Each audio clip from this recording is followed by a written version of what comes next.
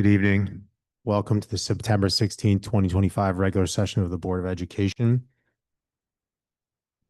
This is Joe Cilio, President of the Board of Education speaking. Thank you for attending in person or through Zoom. Please rise for the Pledge of Allegiance.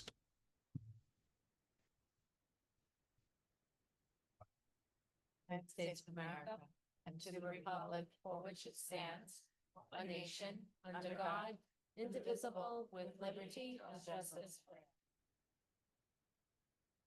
Due notice of the meeting has been provided to the public and each member of the Board of Education pursuant to the requirements of law. Tina, will you please take attendance? Present. Present. Present.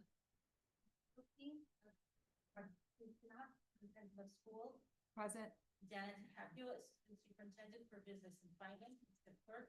Present. Amy McLaughlin, Assistant Superintendent for Human Resources and Leadership Development. Present. Dr. Alice Bowman, Assistant Superintendent for Curriculum Instruction. Present. John Sheehan, District Council, Garcia Garcia. Present. Kayla Cherney, member of the Board of Education. Present. May I have a motion to accept the agenda for September 16th, 2025 regular session as presented? All in favor? Aye. At this time, I will pass the mic over to Dr. Sinha. All right, thank you, Mr. Cilio.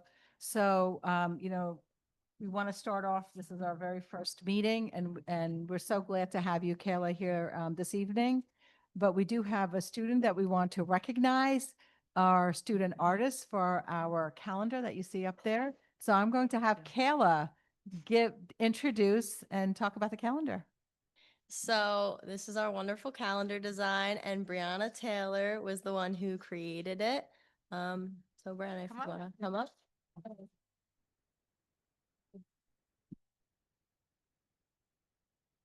Yeah. Oh, yeah. Yeah.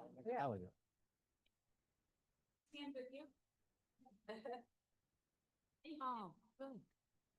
And you know, they were here, Kayla and Brianna, doing their senior. Oh, yeah. There you go.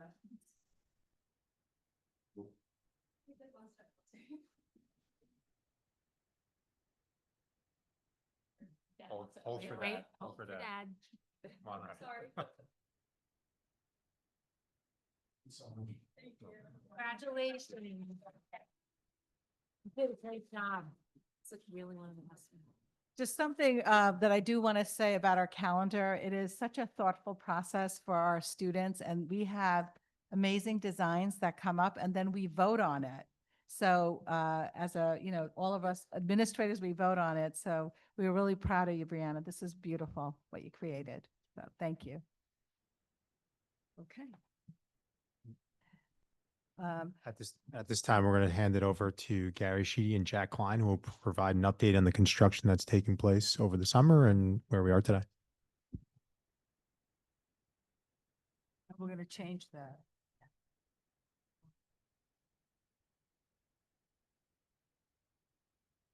Hi, how are you? Jack Klein. I'm your construction manager for all the projects that went on this summer. Had a very good year this year. We had a whole bunch of projects in every one of your buildings, and we accomplished what we were supposed to accomplish by the end of, before the start of the school year. So, who's operating the machine? Tina over there. Hi, Tina. How are you? You can flip to the next one. So we're going to start with the parking lot, the Stewart parking lot. It's open and it's active right now. It's striped, and we're down to a couple of little punch list items. Had no major issues on it. Had some drainage issues, some conflicts with some piping, but it went very well and it's open. So if we go to the next page, these are shots during construction. And this is the finished product. So all grass seeded, ready to go, hydro seeded in, striped, and ready for use. So I ran into the principal there the other day, and she seemed to be thrilled with it. Oh, right. We can do the next one. Thanks, Tina. The parking garage. Parking garage was a challenge. It was The soil underneath it was not very good and apparently was built on an old landfill. So the design was a design of helical anchor supports that were attached to a structural slab. Had some minor issues getting the helical piles down to where they shouldn't, getting capacity on the helical piles, but it worked out fine, and it's now open and we have buses in the garage. We could go again, Tina.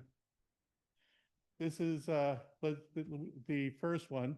This is the slab during the demolition phase and when we were pouring concrete in here.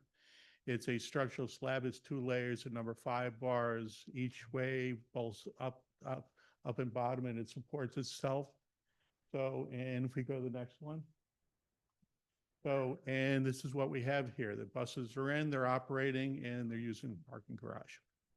So, next one, Tina.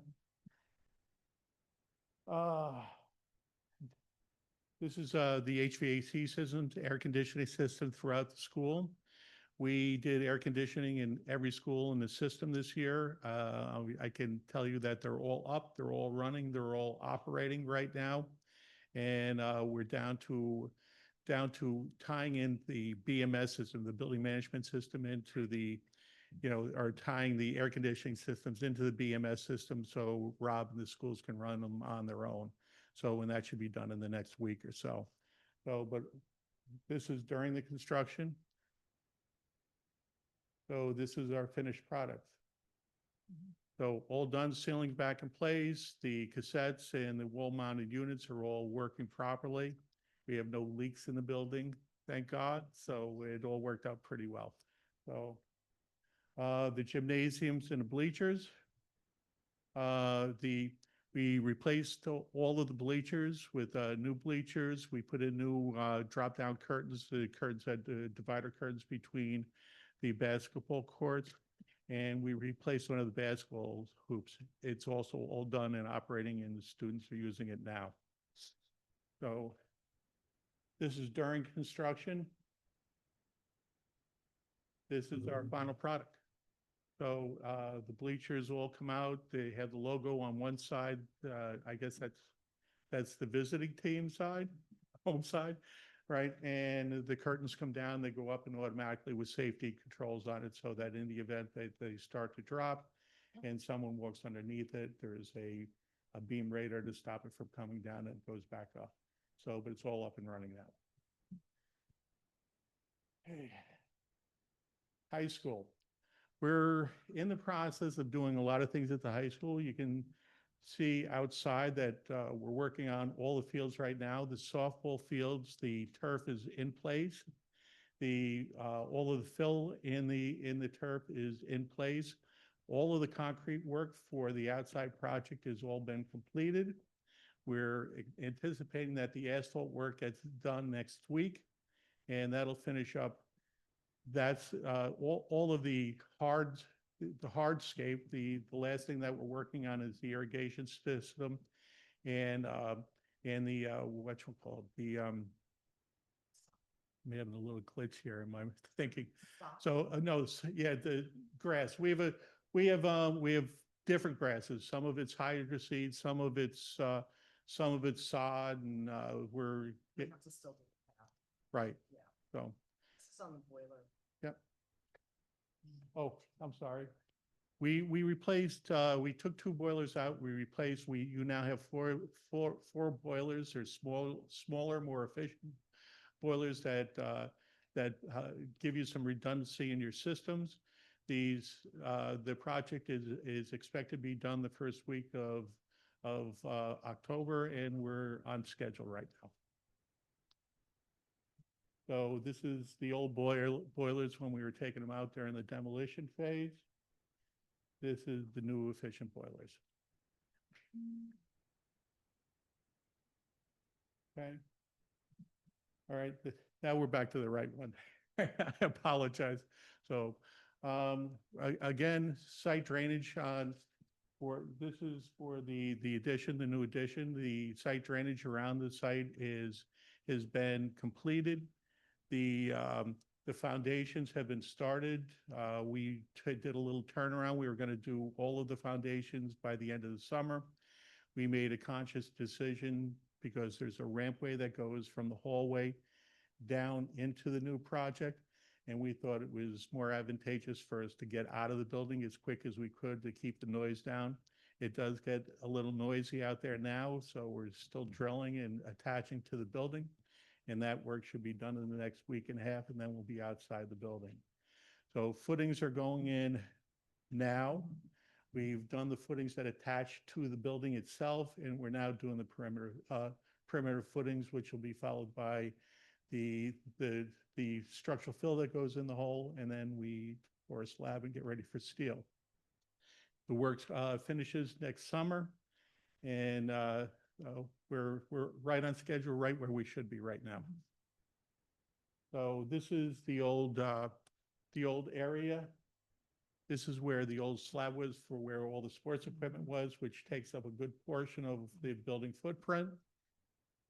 This is what we have today. So we're pouring concrete. We try to pour concrete every week. We have a good crew, and so far so good. It's operating on time and on schedule. This is that was just a shot of the side of the foundation. I just wanted to put a picture of the foundation walls in. So, okay, Tina, we're ready. The field work, which I already went through, but we'll do it again. So the softball field and baseball field, turf fields are in place and they're done. The concrete work all the way around the site, because you have a pathway that goes all the way around the site that all ties together. All of the hard concrete work and curb work is all done. The synthetic turf for the multi-purpose field is being installed presently. Hopefully it'll be all installed by the end of next week, and then it's a matter of putting in the fill and the finishes on it. So the project is expected to be done the second week of October, and we're on schedule on it. So. Oh, that's great. When is the turf? So, Yeah. Kevin, Field thank gonna be you done? for getting. I mean, the money. right now, we're actually running maybe a little ahead of schedule, but I don't want to say that yet. Right, I'm not ready for that. So, but right now, the schedule says second week of October, and right now we're on pace to finish. At second turf field. Yeah, no, on the whole thing, he's hoping to be out of here with turf installed and grass seeded and irrigated by mid-October. So these are an aerial view of the softball and baseball. Kevin Kevin gave us, did 'em, I yeah. probably could have put 15 more pictures. Yeah. One was better than the next. They were really great.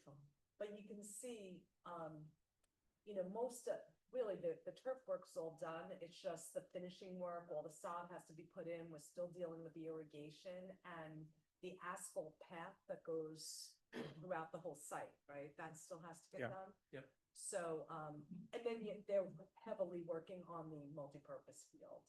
But to see these done is spectacular. Yeah. Are the kids gonna be able to go on that at multi-purpose before like the sod and, Well, the multi-purpose field, I believe it's going to be active mid-October. That's when you can occupy it and use it. No, they have to, Yeah. they have to vacate the site before Yeah. we allow that, okay. because they are actively working. It's still a construction site. And but- so it's mid-October, they're thinking that, or, I would say mid to end, it depends. Yeah. We will have seating done and, they'll give us the green light, but you need to stay off these areas for a little bit. But we're hopeful, Yeah, that there might be some time, but if not, we don't want to ruin the work yeah, there. no, of yeah. course. The baseball fields will take a little bit longer because you have turf that you're grass and sod and hydro seed that goes in. And it's got to go through a couple of growing seasons before you could use it. So, Yeah. it's okay. Yeah. Yeah. We'll be ready for that, I think. The That's fine. intention was, the early November. Oh, okay. Yeah, we had actually said a little bit earlier towards the, like in mid to late October. Yeah, They'll be done, but. well, we want to catch the grass growing season. Right. That's the rush right now, is to make sure we get seed down so that it starts growing this year. And really, thank the high school for hosting most of this work. I know it's been a, challenging. It has been Yeah. a heavy lift for our high school administrators and also our director of athletics in terms of just reorganizing and seeing where things go. Over the summer, that was a heavy lift to move our art teachers because that's what really allowed us to do this work with the fitness center. Yep. That we were able to continue to do that work. Yeah, So, and that was, and you can't even tell that these spaces were created and removing that section that you can go in now. So, They're my roommates now and Yeah. they're, right, they're pretty fun to deal with. So I gotta thank a couple people. The school system did a wonderful job here and BBS did a wonderful job, as did Gary for the pre-construction phase. You guys hired an incredibly good group of contractors. We have no bad guys, so I always try to count on one, but you never know where that guy's going to show up. But they did a great job of buying this thing and making sure that they had the right people here. And I got to say, the school system itself has been really, really good about letting me go wherever I want, and they followed me through and cleaned up after every mess we made, and they did an absolute super job. So the administrators and the custodial staff were wonderful to us. So, Thank you. Thank you. any, I'm all good. You guys, Thank you. any questions? Okay, thank you. Thank you for coming. Yeah, thank you all for coming. So you could see the work is really progressing and it's moving at a nice pace here throughout and we had considerable, I think this is the most work we've had over the summer, major work and throughout the district. So yeah, definitely since I've been here as well. So, but good work. Okay. Thank you. Do you want to move on to your superintendent's report or? Just see. Yeah, I will.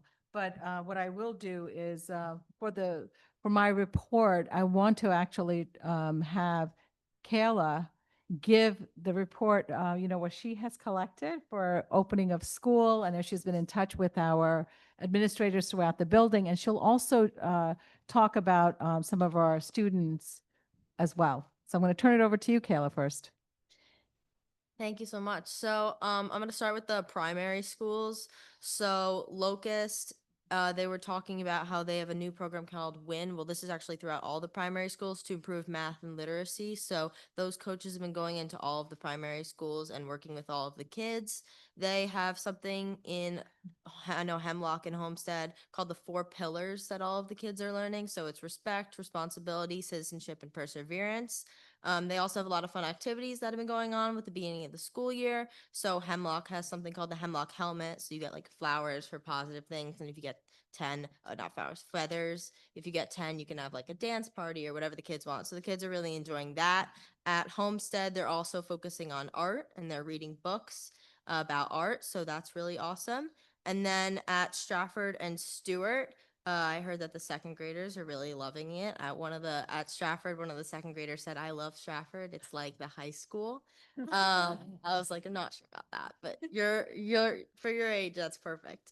The 5th graders at both schools had Focus, which is where they first get to interact with either school. And I heard that they had a great time there. Stratford is also doing Frozen Junior as their musical this year, and they're very excited for that. And Stewart is doing The Lion King Junior, so I heard the kids are very looking forward to that. They have new awards at Stewart, Golden Awards. They're learning something called Steps to Success, that the kids were talking about the same 4 pillars that the primary schools are doing and just how to be a good member of the community. And then just like the 4th graders and 3rd graders at the schools are also learning like geography and just like steps that'll help them when they grow up. And then moving on to the middle and high schools, we have Spirit Week. The younger kids also had Spirit Week. Ours is a little bit different. So our Spirit Week, we had Pajama Day. Today was Tropical Day. Tomorrow's USA. Thursday's Color Wars, and Friday we have Pep Rally, and everyone wears maroon and gray. The kids at the younger schools, everyone lower than the high school, we will have kids go in to talk about homecoming. So a lot of the sports teams, and they do that, and the kids love to see all the high schoolers there and talk about homecoming, and then the parade for anyone who's going. The free lunch program has been very awesome. Everybody loves getting free lunch and free breakfast. I hear everyone talking about that all day. The phone policy has been going good. That's the best I can say for that. I've been impressed for how people are not using them. Sophomores got iPads. I believe the sixth graders also got iPads, and I have heard they prefer them a lot to the Chromebooks. They're a lot better to use. Freshman orientation went great. The freshmen are really assimilating very nicely to the schools. And I just saw the field today during gym, and the field looks absolutely great, the new turf field. So everyone's super excited about that. And I would like to little shout out that Garden City is ranked #2 high school on Long Island. So congratulations. So, and then we'll go into our awards. Yes. Okay, so the Long Island Arts Alliance Scholars Artists. So Tina, they're chosen. There's only 20 that are chosen on Long Island. It's both for their art, but also for academics. So Tina 2 is honored for visual arts, and Tessa Frascogna is honored for dance. And then next one, Junior Scientists and Young Explorers Meta Competition. So John Crouchley, his project was focused on air bearing technology. I'm not a scientist, but I'm sure that's very, very awesome. Sarah Finney, her words was on crop resistance to the mosaic virus and how to save more crops, and they were both honored at this competition. And your 2025 NYSSMA All-State Performing Ensemble, so they're gonna go. We have Emily Pulver for mixed chorus, Sarah Finney for symphony orchestra, and then the rest are alternates, but they're also doing a great job. So Clara Archer, Rebecca Chow, Ava Chen, Eton Liu, Grace Crumple, Elsie Ross, and Azura. Zaril. So they're doing a really, really great job. And then at our next meeting, we're gonna honor our National Merit semifinalists, which is Olivia Alsbrick, Sophie Lippens, and Sarah Finney as well. Yeah. Great job. That's Kayla, you did a great job. thank you. You know, I also wanted to mention as, Kayla's talking about our school accomplishment. One of the things that I think we had mentioned earlier, really to the board, not necessarily publicly, and Mr. Steingrubner is here. He put a tremendous amount of work, him and his team, for there was a letter that came out about the National Blue Ribbon School. So we were one of the districts that were asked to be, that were recommended, and we were one of 19 schools. And then we were just recently told that program has ended.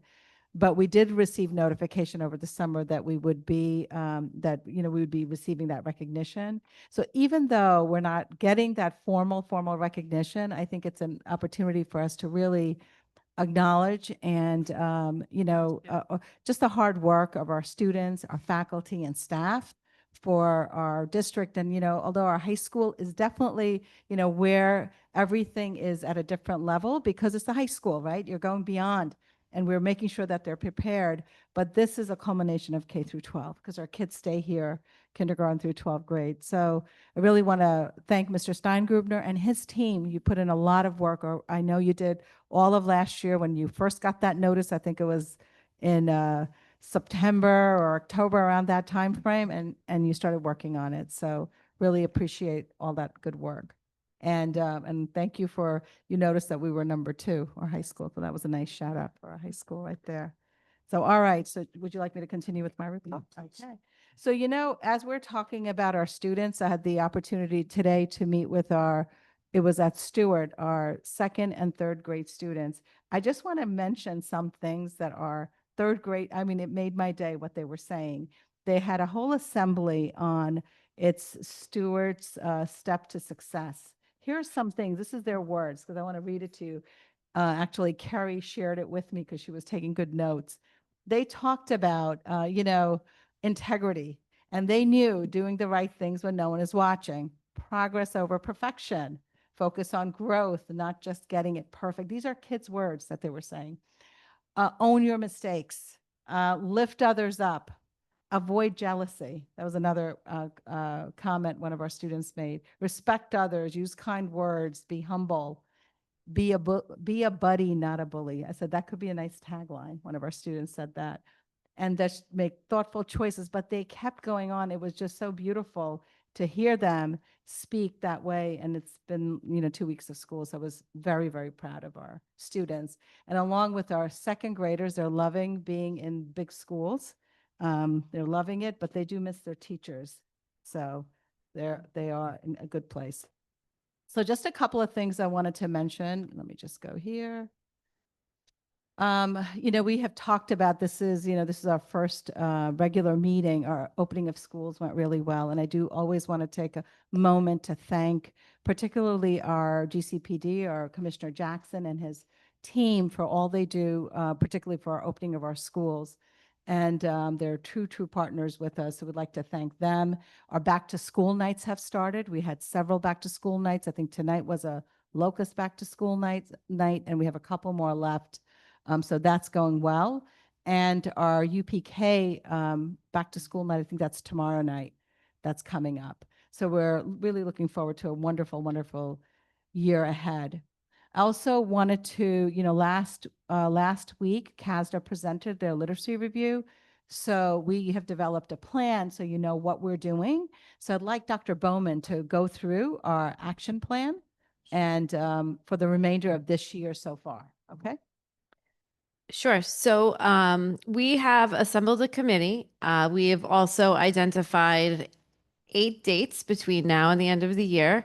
One in October, one in December, which will be our November, December date, January, February, March, April, May, and June. The focus of the committee is going to be to streamline and realign our programs and assessments to make sure that we eliminate redundancies and ensure that all of our tools are serving a clear instructional purpose. We will be clarifying non-negotiable instructional practices within our core literacy time. We'll be making sure that we have expectations for small group instruction, explicit grammar and vocabulary teaching, as well as a focus on writing instruction. We will be looking at our intervention supports and staffing, especially reading specialists in our primary grades, to ensure that what we are doing is matching what students' needs are and ensuring that the eligibility for students to receive services is clarified and also reflected in our MTSS plan. We are going to be looking at our professional development roadmap and making sure that our learning cycles for professional development are as job embedded as possible so that there's some real-time reflection on work in practice, and also collaboration so that we have a learn, apply, reflect cycle that is ongoing. We have already begun to do that work and in fact had already started to do that work before the literacy review was published last week and before the committee began, but it is good to know that that work will continue and will be formalized with the input of teachers and administrators who make up the committee K-12. We will also be making sure that we create a parent communication toolkit that provides actionable, transparent guidance about student progress and home support strategies, as was the guidance from the literacy committee and the literacy review. We expect that by June, we will absolutely be able to provide a streamlined assessment suite, making sure, again, that we have efficient, effective assessments that help target important instructional strategies and needs. We will be revising our comprehensive literacy framework, which, as you know, is comprehensive, but we will be streamlining it. We will also be, by then, making recommendations for writing and grammar instruction. At that time, we will also be able to, well, actually, by the middle of the year, by January, February, we will have, as a committee, decided whether we will be piloting different resources for possible adoption in the 26-27 school year. But in fact, those decisions need to be made in good time with really purposeful, intentional decisions and a wide range of folks who are trying different things to make sure that what we choose is the best possible option for our students. Thank you, Dr. Bowman. Would you also go over from last week, there was some comments made about the NWEA scores, a clarification Sure. One thing that's important to note about the NWEA is that it is a nationally normed benchmark assessment, and typically every 4 years, those norms are adjusted so that so that the data that we are able to get from the NWE is relevant and viable. And the most recent norms were actually posted in the middle of July. And so initially, when we were able to publish our results at the end of the school year, those norms were against, on our live site, the 2020 norms, which was the most recent norm publication prior to 2025. In mid-July, those new norms were published, and as a result of that, some of our data has shifted. We get our data live off the NWEA site, and once they shifted the norms, we got more accurate data, I think is what you would say. The NWEA would report that it is more accurate because it is based on norms that are more updated and reflect nationally what students across the country are doing. Just for a little context, the way that NWEA does that is between fall of 2022 and spring of 2024, they collected data on different items on the NWEA at each level, and that data was collected and aggregated so that they could be put together to create the norms based on post-pandemic student achievement and student goals and student growth. So one of the things that I want to point out about that is that there is a strong correlation. It's 82% actually, between the results of the NWEA and their predictions for the New York State ELA assessments. What's important to note, though, is that those correlations are made based upon the national norms and also statewide predictions.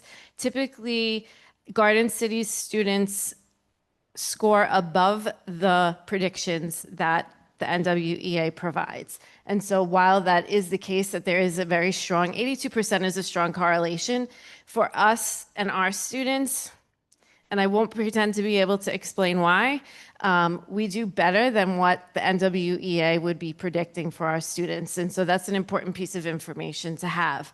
Another important piece of information to have is that while the NWEA is an assessment of our students' reading skills and the growth that they display in reading, the ELA assessments not only assess reading, but they also assess writing and language skills. So in some ways, these are apples and oranges, and it's difficult to make those correlations.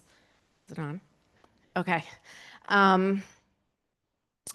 Another point is that when we're looking at students' proficiency levels, we have to make sure that we understand that we use, and I've spoken about this before, we triangulate data from multiple different sources because of the fact that on any one day, whether we're talking about the ELA assessments, the NWEA administration, or any of our other benchmarks that we're using, there are many outside factors that may contribute to an anomalous score. And so we want to make sure that we're looking at multiple measures. Finally, I want to just talk a little bit about the performance levels that the New York State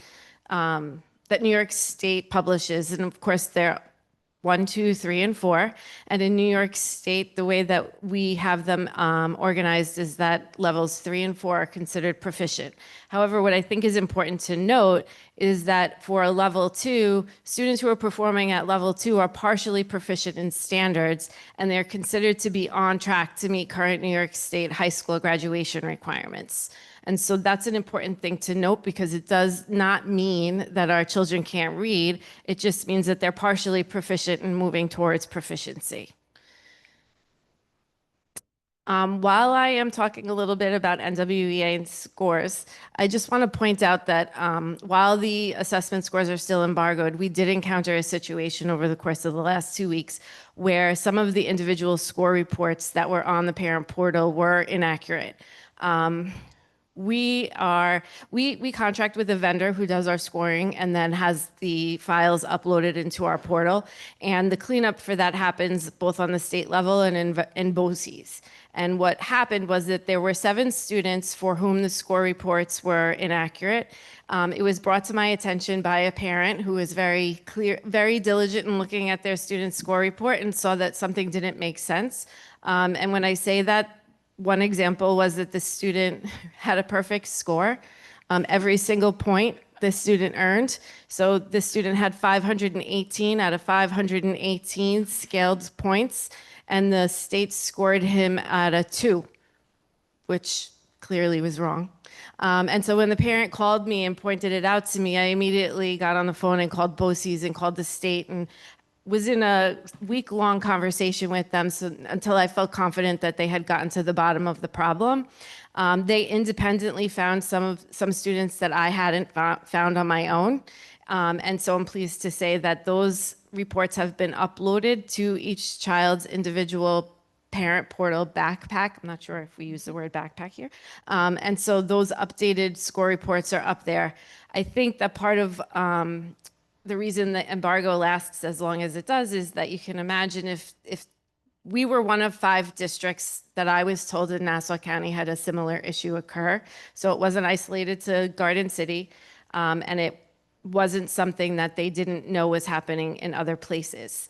I don't know what the other districts, who the other districts were. They wouldn't tell me, though I did ask.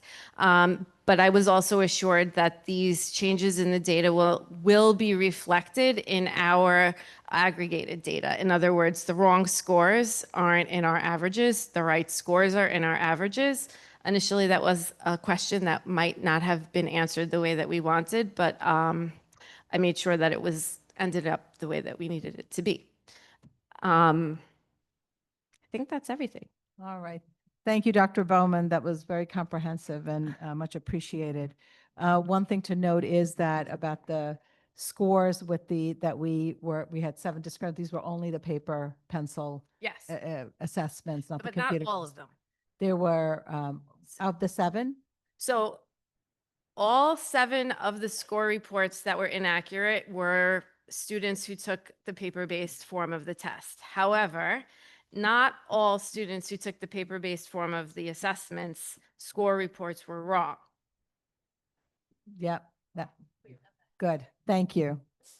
All right, just some other items that I wanted to bring to your attention is that, in this week's agenda, you don't see a treasurer's report on the agenda. That's because our books are just closed. So for June, July, and August, they'll be presented in October at the regular meeting. I also wanted to, we started our program, Lunch for Every Learner. And that has been, when you start something new, there are some growing pains with that, but it is growing and growing. So we're making adjustments as we go along with our program. And I don't know, Mr. Capio, do you want to add anything regarding the program?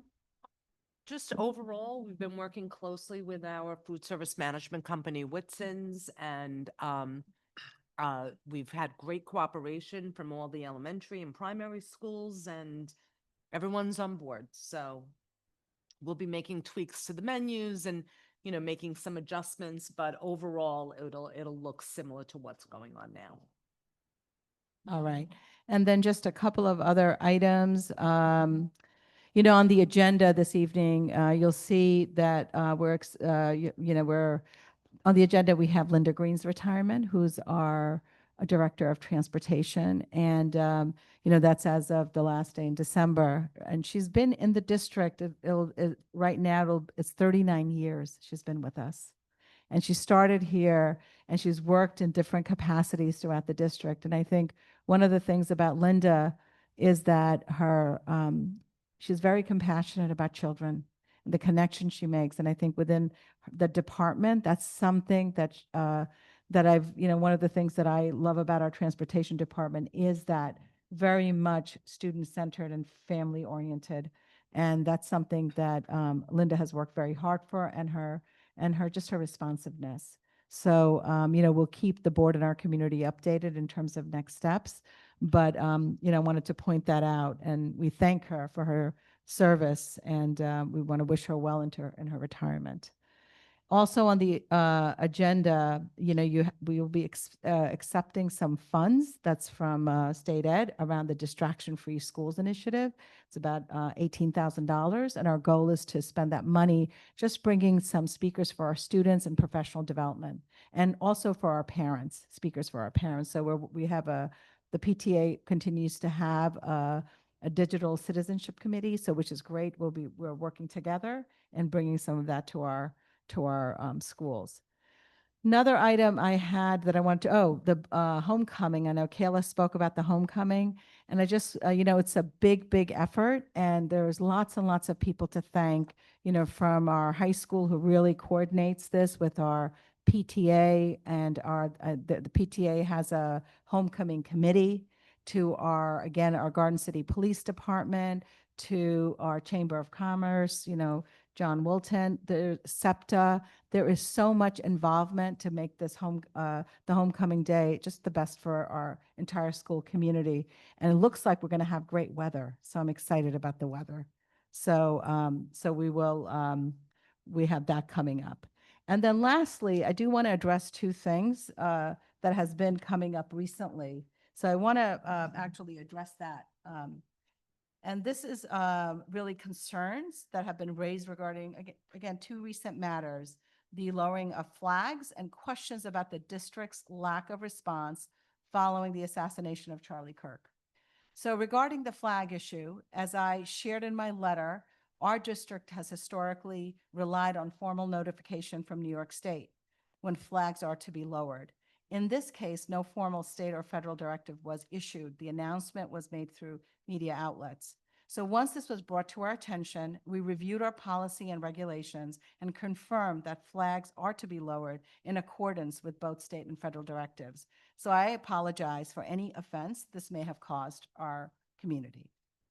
Since Sunday, I have also become aware of statements on social media regarding the assassination of Charlie Kirk and criticism that I did not issue a public statement. Please know that my decision-making is never based on politics or personal beliefs. In May 2020, I wrote a letter to our community following the death of George Floyd. At that time, schools were closed due to the pandemic. The purpose of that message was to encourage parents to talk with their children during a time of national unrest when our staff could not be with them in person.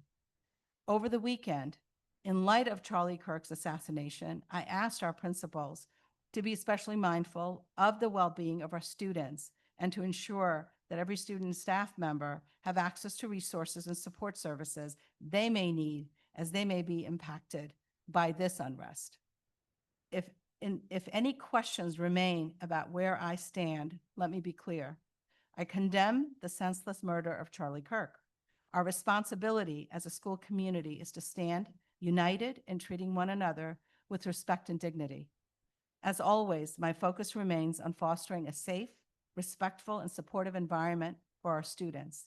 I appreciate the community members who brought forward their concerns, and I want to assure you that our actions are guided by care, respect, and commitment.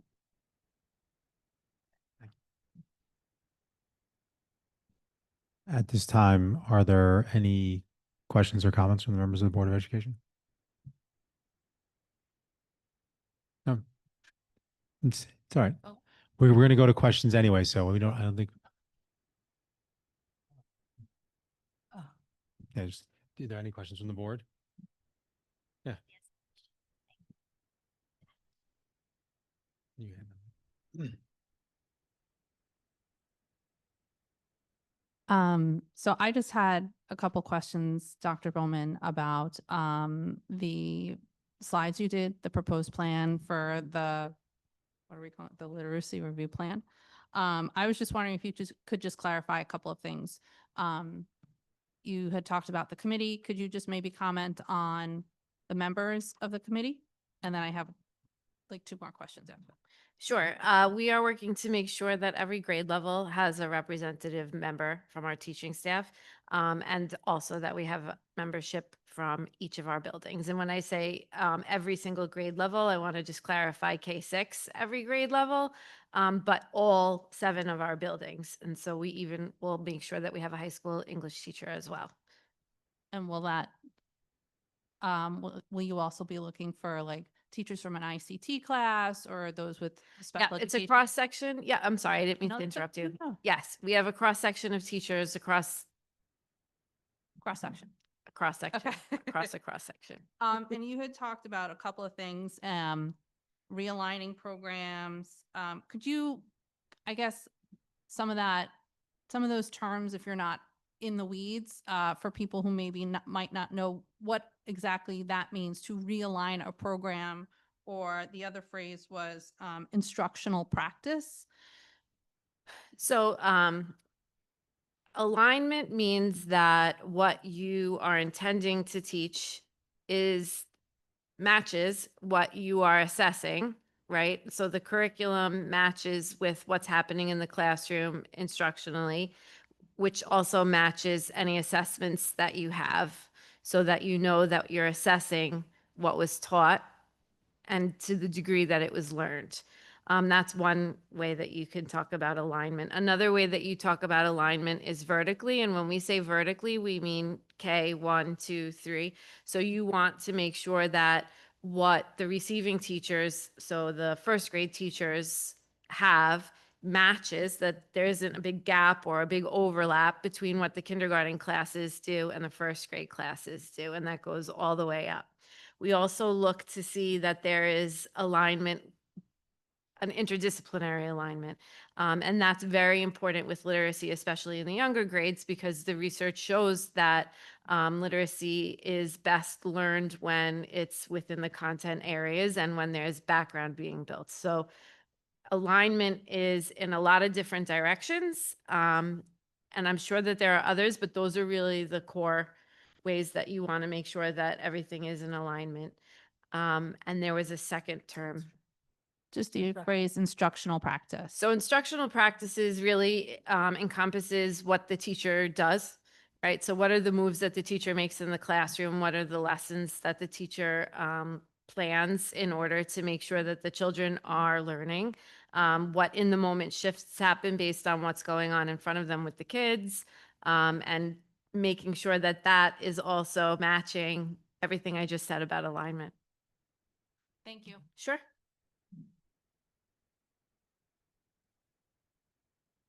When you mentioned the audit of, on the slide, I don't know if there's. Auditing the Yeah. interventions and supports. Yes, and this is you're looking more carefully at the primary Yes. level, right? Yep. So the audit, what does that encompass exactly? Are you going to be looking at specifically at the interventions that the teachers are using within those supports? I'm assuming you're talking about the AIS Yes. reading or writing instruction that happens, and then are we also looking at whether we may need to budget for maybe additional staff at the primary schools in the future so that we can support more of our children and give them some of that intervention early?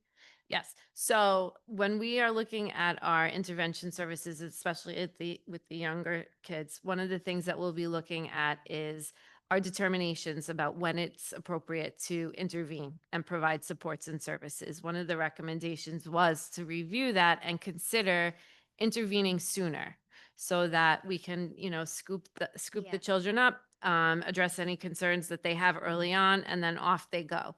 If we are going to be casting a wider net of the students who we pick up, we're going to potentially, depending upon how all of the assessments play out, need more supports in order to do that well.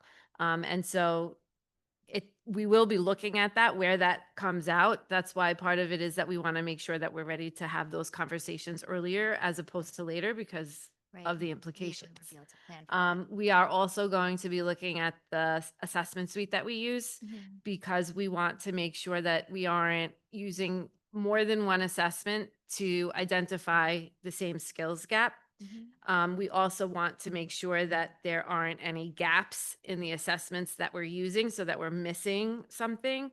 And we also want to make sure that we are very respectful toward instructional time. Yeah. When you're assessing, especially in the primary grades, it's often a one-on-one. And so there's a lot of instructional time that is utilized toward assessment. And so if we're able to, if we're able to assess a skill as well in less time, then that's something that we're going to look to do, so that we can, again, restore as much instructional time as we can. Perfect. And another question about exploring, the last was about exploring or looking for recommendations for programs to possibly pilot. Yep.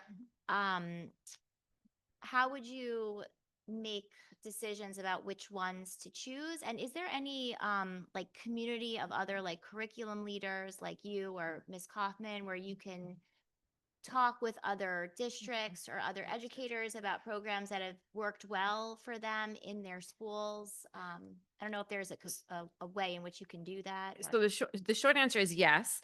I have a community of other assistant superintendents for curriculum with whom I meet regularly, but also there's a very healthy interaction via email. Similarly, Mrs. Kaufman has her group with directors of literacy in the area.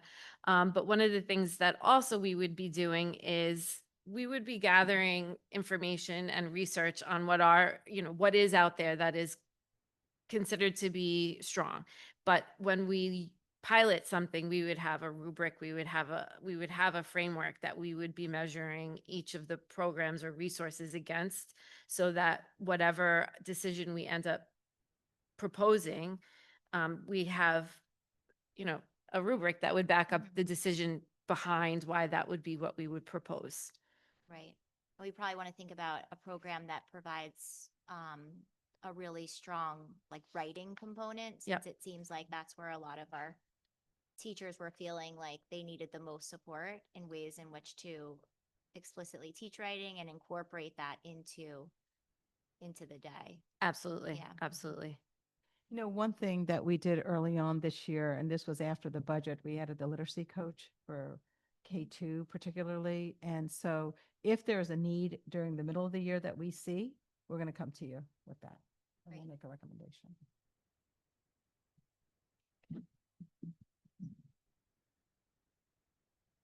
There are no other questions or comments. Now is the time for citizens' questions or comments.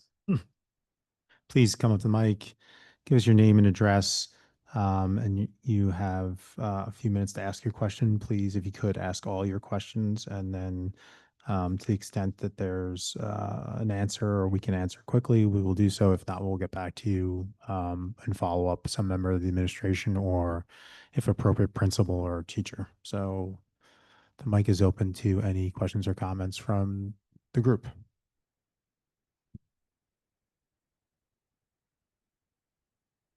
I have a question for you. Sorry. How come you're implementing rules onto students even though they barely have any representation on who's on this and who's putting in these laws? How come you're doing that if you're not giving the students a real voice, not just a single person who you can easily control? Can you clarify for me what rules are you asking about? Anything specific? Phone policy and multiple other things that I'll get to later. Mostly phone policy though. How come you're putting in something that we didn't vote for? I can't even vote on a policy that doesn't let me have my cellular device during the school day. I think Yet, sorry. Yes, I spoke to him. And to clarify, even though it's state policy, I still can't have a voice in that state policy. And here's another thing. I'm not saying, yes, have it during class and all that stuff and during tests. I just want to be able to use it during lunch, library, study hall, free period. I want to be able to use it as a tool. Simple as that. Yes? Oh, So- like, Thank you for coming and telling us how you feel. I think all participation and civic duty from students are really important, and we really appreciate you taking the effort. So just to answer your question, sitting up here, these are state by statute, and so that's why these certain slots are occupied by us. It's really by statute. And so your point about the telephone policy, and that also is done by state regulation by the governor. And so I think it's really important for people to voice how you feel, and that is best directed through, you know, your congressperson, your representative. You should reach out to, you know, the governor by writing a letter, but that really comes down from the governor herself. I have something for you. If even though I can do all that, I have the legal right to, that doesn't change anything. There's still sorry, I need to recollect. I can't vote for a different person who has a different policy on it. I can't do any of that. I can't invoke real change. And it's so important for students like you to want to invoke real change. And so that really does come through established channels like reaching out to your politicians and making sure that you mobilize your constituents, like your classmates, to write a letter, making sure people vote next time. And I think you're seeing the importance of getting out and voting. Yes. Thank you. I also have another question on the lunch policy. It's also another state policy, just to be correct on it, right? Mhm.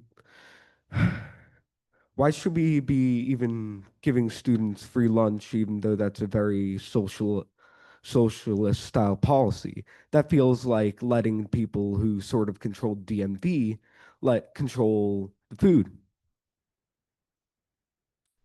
I think again, it's a state policy. They've decided that they want to offer all students of a certain age level money to provide free lunch. I would agree with you in some ways, not everybody needs it, but that's part they don't delineate between our school district and other school districts. And so it's a policy where they've given us money to do it. We're required to offer it. We're doing that. And I appreciate your comment because philosophically, I think we might agree on some of that. But once again, it's not for us as a Understood. board or anybody up here to say, well, we don't want to offer free lunch. Yeah. It's something that the state requires. Peter, Mm. Kayla wanted to address Yeah. something with. Completely understand your frustration. I'm in the same boat as, I've gone through 12 years here and I've always been allowed to have my phone in between periods. And I think the decision wasn't made lightly, and it's not only New York State. I believe there are 31 states out of the 50 in America that now do not allow phones in schools.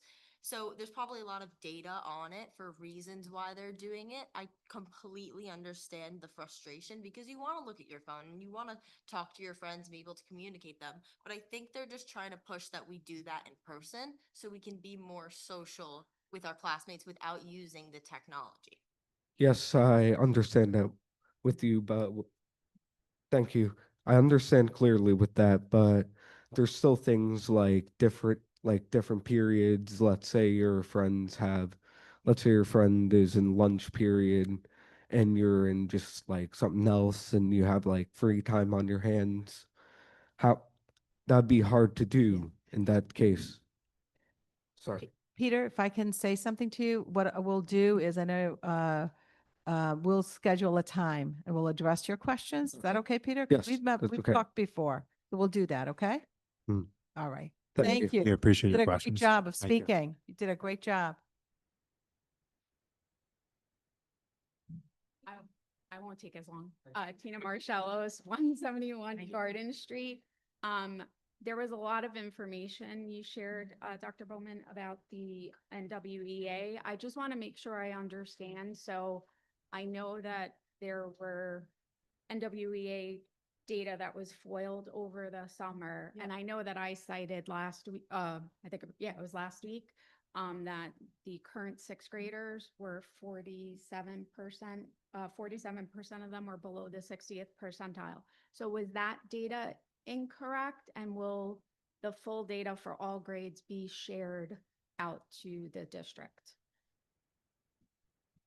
That was what I can say my other two questions too really quick.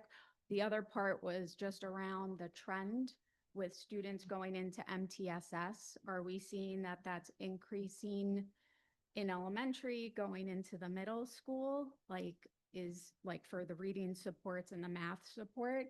And then my last question, and I know Ms. Pappas was asking a little bit about it, was related to the primary, what was it? The primary grade reading specialist. I understand the need to address reading interventions as early as humanly possible. I get that and I sympathize with that. But is there also a review for students that were caught later? So like, I know it's called out primary, but what about elementary? What about middle schoolers as well? Those are my questions. Yep. I just need one favor. Yeah, sure. What grades were you asking about? Just because I want to make sure I give you the right. In the spring, they were fifth grade. Okay, got it. Okay, so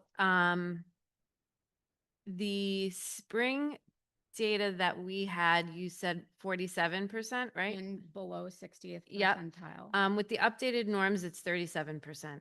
37. Okay. Will it, I can foil the request to get the full list, but is that something you put out on the district website? So Or that could? information will be part of my student achievement report, which is In November. in November. November. Okay. All right. Thank you. Yeah.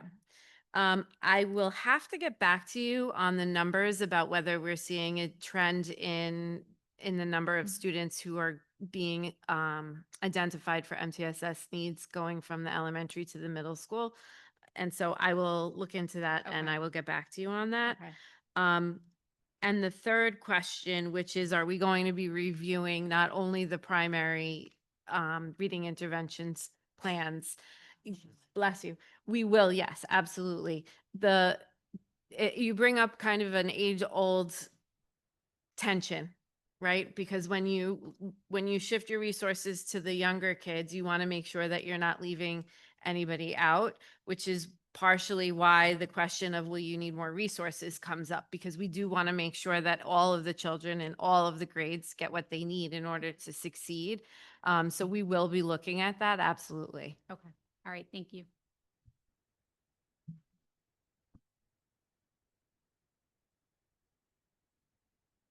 You have Good evening, everyone. Robert Hers, 111 Cherry Valley Avenue. I'm pleased that Peter, can everyone hear me? Yeah. Yes. That Peter came to the meeting because it's very important for people to get involved with politics. As I'm sure most of you here know, Benjamin Franklin said that we would eventually get the government that we deserve. And we clearly have that in New York State. And I encourage Peter to meet with our state senator and the state representative in the assembly to voice his concerns about our policies.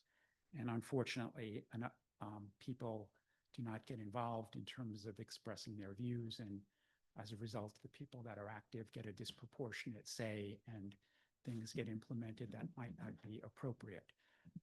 And of course, the spending for school lunch, that just has to do with our state's proclivity to spend money and waste resources.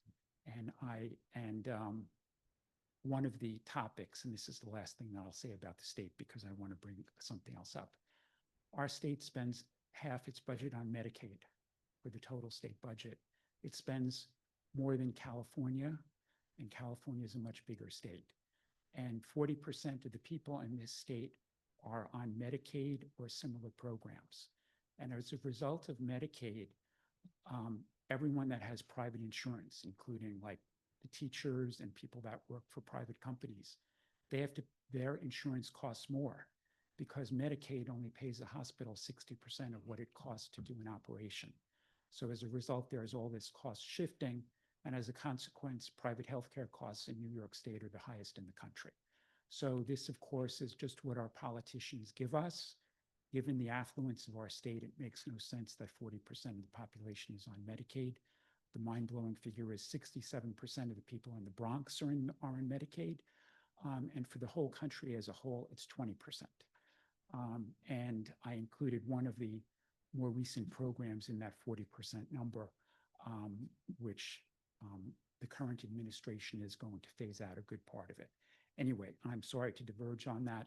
I know people are not aware of many of these things, and I fortunately have lived in other states, And it's just mind blowing to me what it costs to live here. And much of the cost is driven by Albany and politicians and everything else. Now, this other topic that I'm going to bring up, I've brought up in the past. And it's the topic of other post-employment benefits. And I brought up for 2 meetings earlier this year about how for the first time that it shows up on page 4 of the financial highlights. And in prior years, it showed up on page, it shows up on I think page. if you could speak up, some people Yeah. can't hear you. The IT is telling us that you're not making the Oh, recording. maybe get closer to the Yeah. microphone. Okay. Yes, so Is that better? so the topic is other post-employment benefits. No. And Wait, let's I think give you have that, to get want to give you closer. another mic. We'll take that microphone. Yeah, maybe take this microphone. Yeah, Okay. use that, yeah. Okay, does that work now? Okay, Yeah. so the topic is other post-employment benefits, which I've brought up before. Now, for those of you who don't know, other post-employment benefits is primarily for healthcare for employees of the school district when they retire.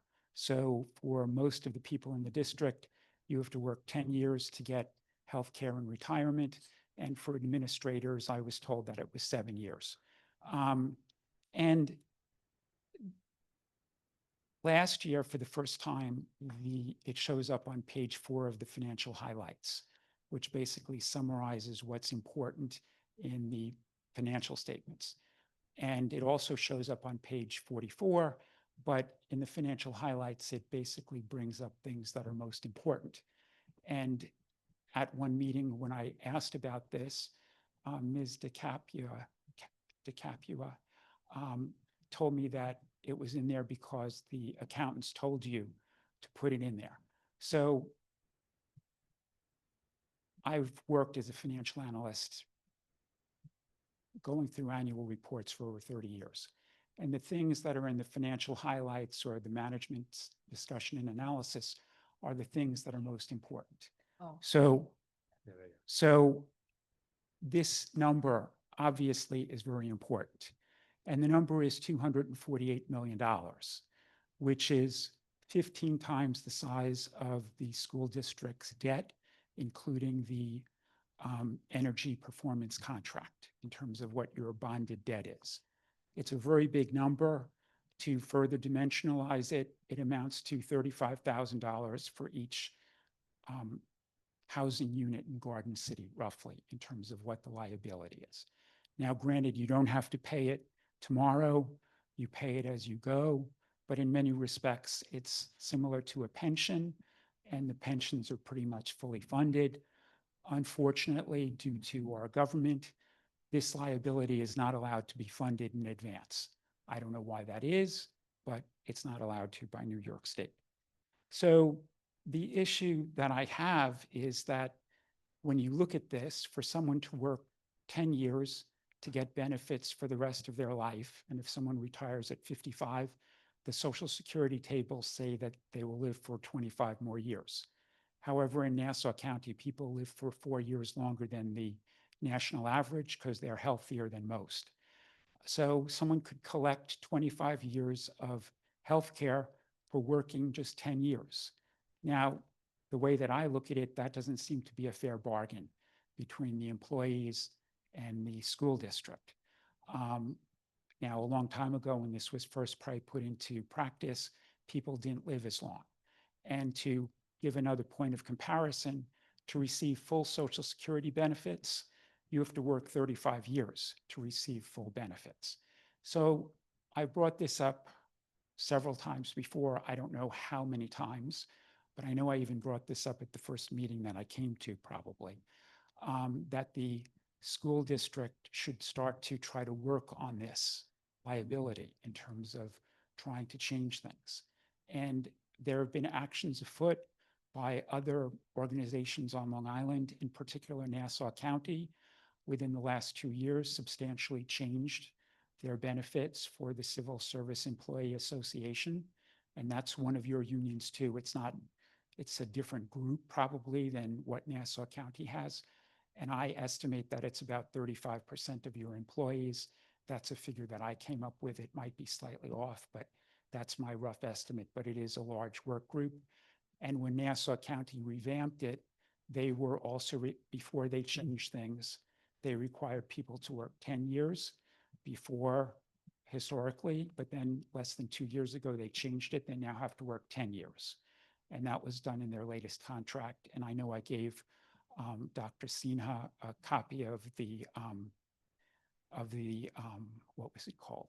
Memorandum of Understanding for what they had agreed to. And also within the last year, another district on Long Island, a school district, actually changed their benefits to only give people 10 years in retirement.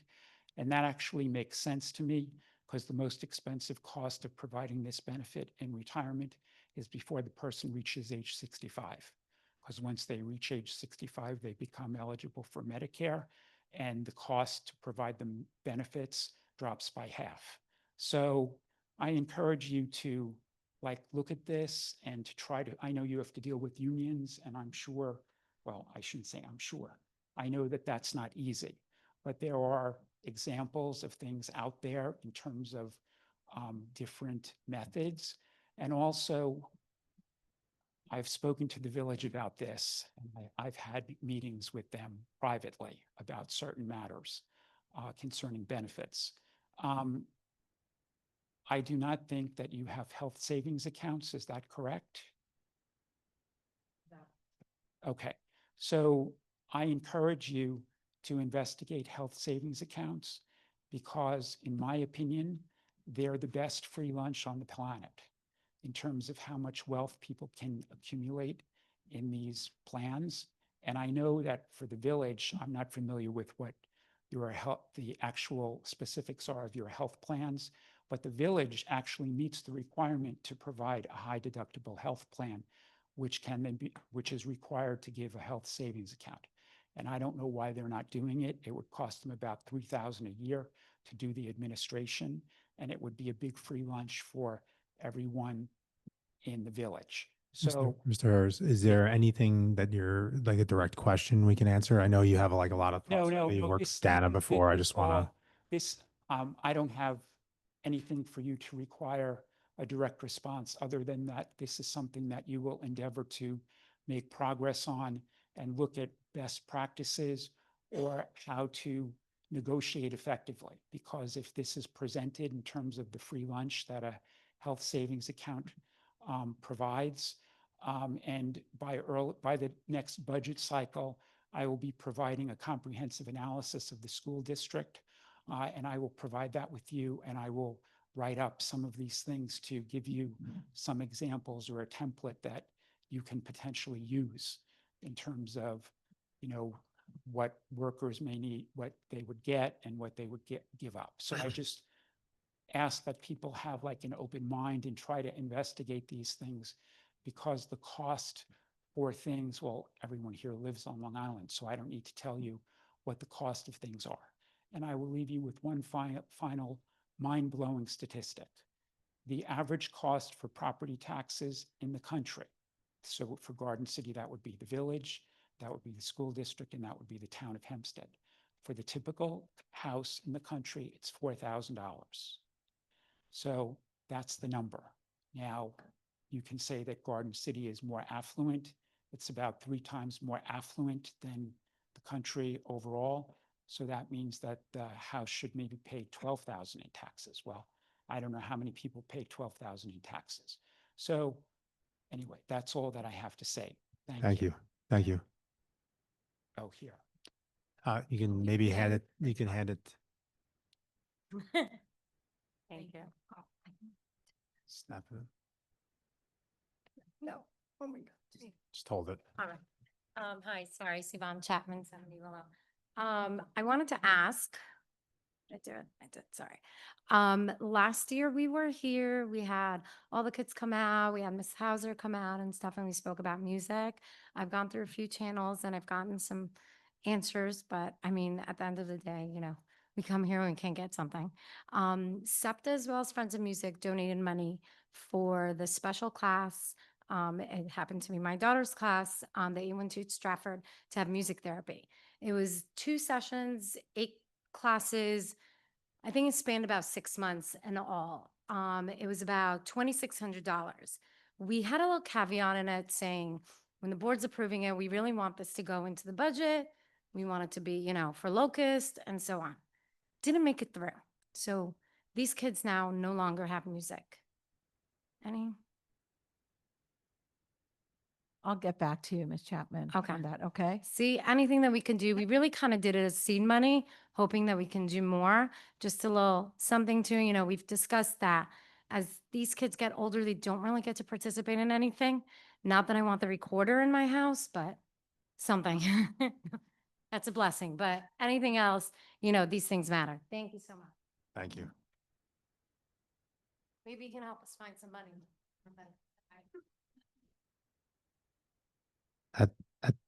Yeah, one more. Sorry. Hi, Donna Irwin, 2094 Paddock Road, Seaford. I'm just your CSEA president. So for your union for non-instructionals, and I just wanted to introduce myself. Welcome to the new members on the board and everybody else as well. We look forward to working together with the school board and the administrators. That's it. Nice to Thank see you. you. Thank you for coming out this evening. At this time, to make more efficient use of the meeting time, the Board of Education authorizes the use of a consent agenda as part of the meeting agenda. This will allow for one motion to approve multiple items on the agenda. If anybody wishes to have an item removed, they can ask and we can vote on that separately. At this time, if there's no request to pull any items out, may I have a motion to approve the consent agenda, which includes business of the board items I1 through I2, personnel matters J1 through J12, business office matters items K1 through K6, and special education matter items L1. All in favor? Aye. Is there any new business? I actually wanted to mention one very important thing that I forgot earlier, which is for our homecoming, our Grand Marshal. Who will be our Grand Marshal? Terry King. She's a teacher from Stewart, a special education teacher that retired last year. She's had a long, long career here. She lives in Garden City. So it'll be wonderful, and we can't wait to have her be our Grand Marshal. That's great news.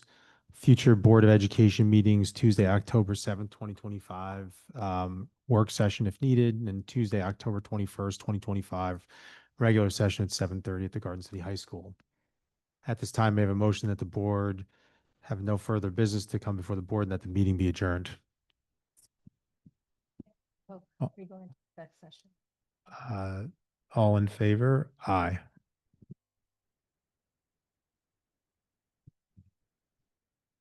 Apologies. I'm gonna have to redo that. May I have a motion that there being no further business I may have a motion that the board move into executive session to discuss matters leading to the appointment, legal matters. All in favor? Aye.